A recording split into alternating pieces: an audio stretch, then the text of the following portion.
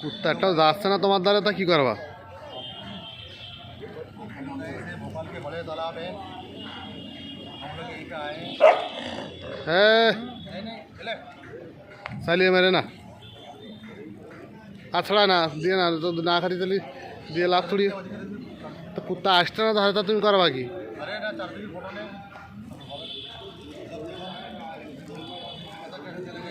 बड़े तालाब है।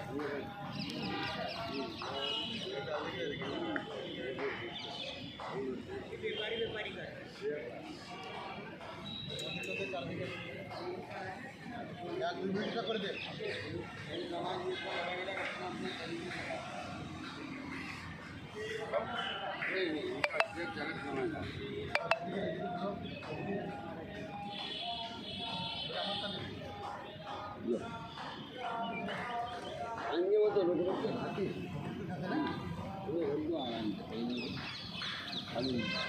भूख लगेगा तो खा ही लेंगे। हाँ, वही मामला है उनके पेट में। अब सुबह सुबह से सब खिला रहे हैं ना, कोई खिला नहीं आता रहता है बेचारों को, मिल गया तो ज़्यादा, नहीं तो कुछ भी नहीं। अब वही कि ज़्यादा 10 दिन ज़्यादा जिससे ऐसा मिल जाए। अब ये आजकल दूध पी रही है, इसका क्या है, बीमार है, नरम चीज़ खा रही है।